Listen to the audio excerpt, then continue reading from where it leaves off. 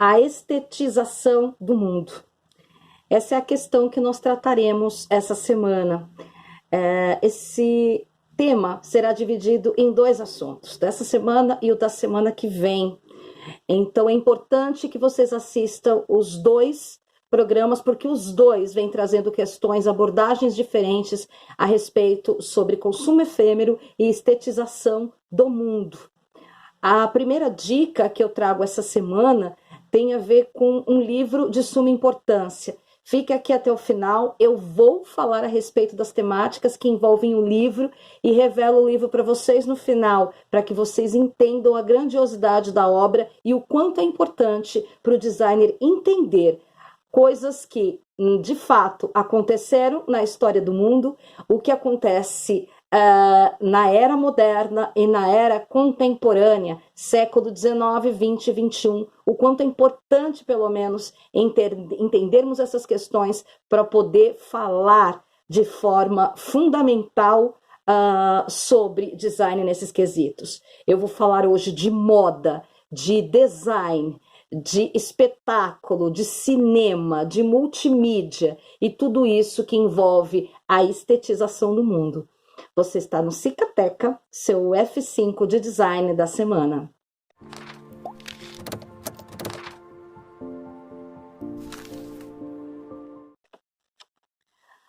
O assunto da estetização do mundo, ele é importante para o universo do design pela amplitude do que nós trabalhamos.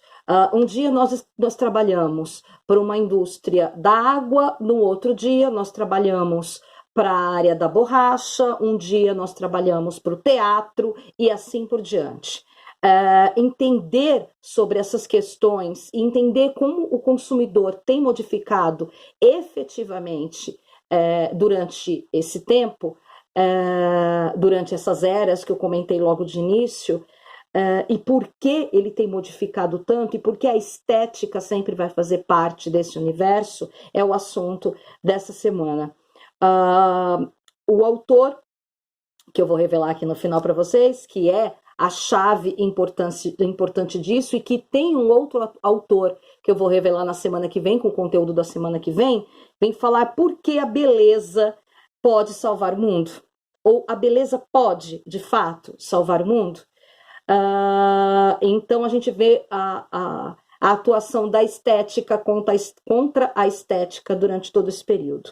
Então, o complexo econômico estético, a inflação do domínio estético, a escalada desse efêmero, o quanto nós temos modificado com grande rapidez em termos do consumo e da mais-valia ou da valia de algo para o consumidor. Então, hoje, você gostando de uma coisa, você demorava durante bastante tempo como fidelidade para abstrair dela e gostar de uma outra coisa. Hoje a velocidade com qual isso vem acontecendo é muito grande, inclusive nas relações pessoais, né? O quanto nós estamos hoje, cansamos rápido de quem está ao nosso lado. Isso é um dos fatores primordiais que eu comento dentro de sala de aula quando eu venho falando de consumo. Quem é meu aluno sabe muito bem disso. Então, a graça que é sair de casa para ir até um supermercado e comprar um sabonete, estrear um sabonete diferente, um hidratante diferente, receber um anti-age, acreditando que ele vai fazer milagres na sua face da noite para o dia, coisas do tipo, um produto que você compra de uma marca muito cara e acredita que ele vai fazer um efeito gigante no seu rosto e de repente você vê que vai ter que fazer isso longamente para que isso aconteça, sendo ele custando R$1.000 ou ele custando R$80, R$90. Os 4 círculos do capitalismo artista. Então a gente tem as artes de consumo de massa, né? A grande arte e a arte comercial. Nós temos arte, moda, indústria, o tempo das hibridizações artistas. Então a gente vem falando de estilo, hibridização e co-branding, mixagem desses gêneros, quando a arte e a moda se casam, a hibridização hipermoderna. Então, essa junção para entender os 4 símbolos círculos do capitalismo artista. A expansão econômica dos mundos transestéticos. Então, a gente vê a economia dos extremos, investimentos financeiros nesse capitalismo artista. Então, aquilo que absolutamente é promovível, nós percebemos isso fatidicamente no cinema, onde nós percebemos que hoje só faz sucesso o cinema, e isso porque nós estamos no hiato da pandemia, mas porque o cinema faz tanto sucesso apenas com o que nós vemos hoje de filmes como Marvel, como DC, né? Então, quem não promove um cinema para ser um espetáculo para um grande público, uma massa de público, é difícil conseguir investimento.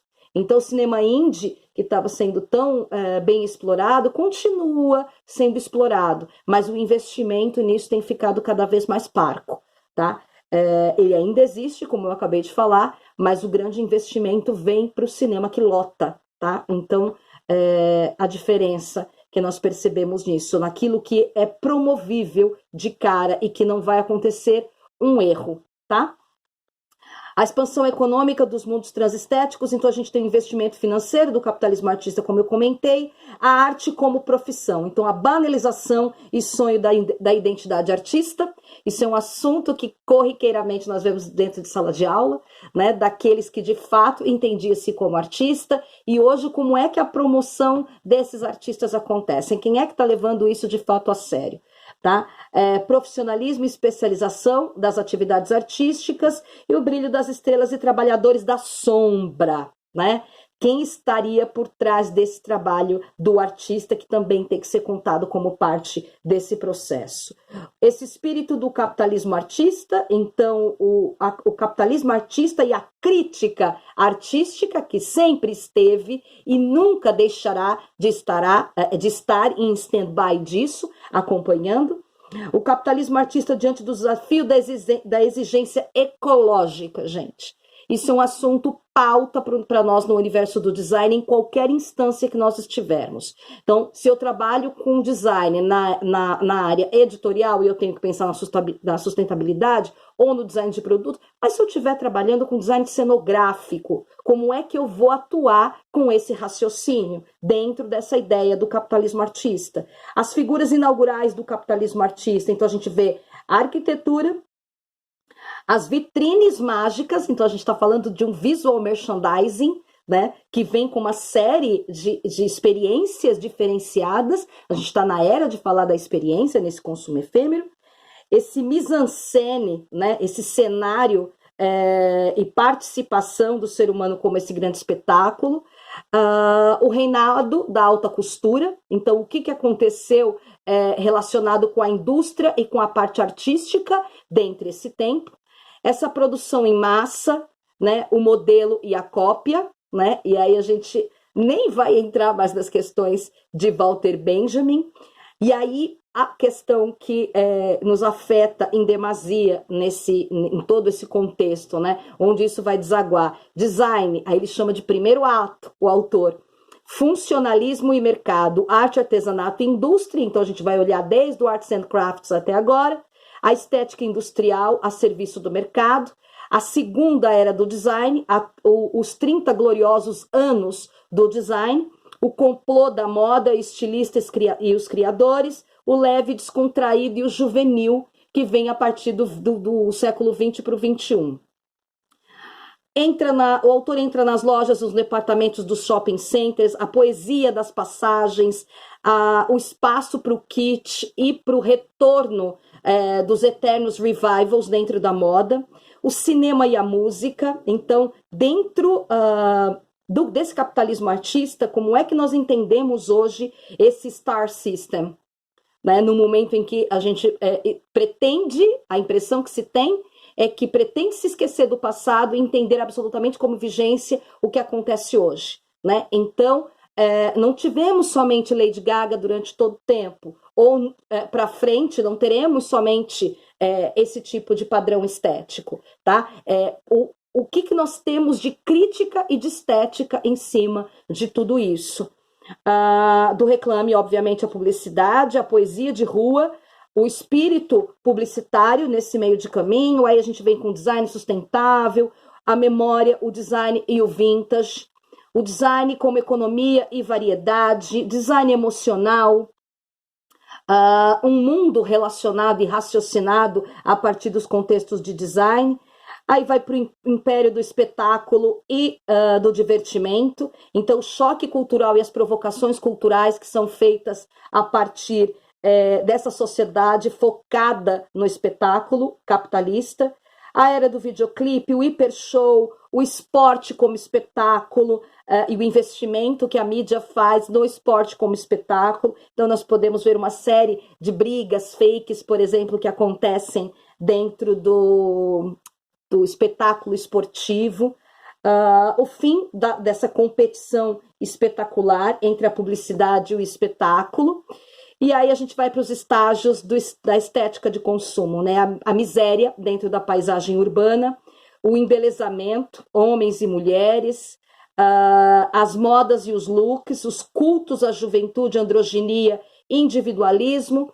Outro assunto importantíssimo no consumo cultural que o livro traz é tatuagem e piercing, esse internauta transestético, o tédio e a decepção entre o século XX e o XXI, o virtual e o sensual, nesse momento, que nós temos isso de uma forma tão forte, o falso e o autêntico, como entender isso de uma forma desunificada e permissível, os valores ecológicos e os valores hedonistas nesse período, e essa sociedade nossa de aceleração.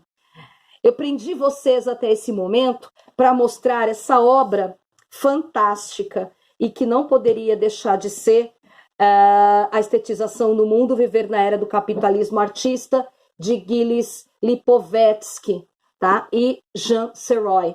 Esse livro, ele traz esse panorama esplêndido a respeito de consumo, como entender socialmente e culturalmente, através principalmente do século XX e XXI, como comunicar, e o que acontece com o consumidor e com a mídia e com essa criação do espetáculo dentro do capitalismo e qual o papel do design dentro de tudo isso. Esse é um livro que frequentemente eu tenho indicado para os meus alunos, que não só são designers, mas que também são grandes pesquisadores de design. Para você que é pesquisador em design, não perca. O sumário só é de cair o queixo, o conteúdo mais ainda. Na semana que vem, eu vou trazer um livro que é uma forma complementar de entender esse consumidor dessas eras. Nós falaremos de consumidor na semana que vem, que é a segunda parte desse Cicateca. Não perca na semana que vem. A gente vai deixar o link, tá, para a compra do livro aqui abaixo. Nós temos aqui Companhia das Letras, o livro, a gente vai deixar o link aqui abaixo. Não esqueça de vir na semana que vem para compreender muito mais sobre consumo. Esse F5 da Semana de Design está sendo estimulante muito para mim. Eu espero que esteja sendo para você também. Um beijo, até a semana que vem. Tchau.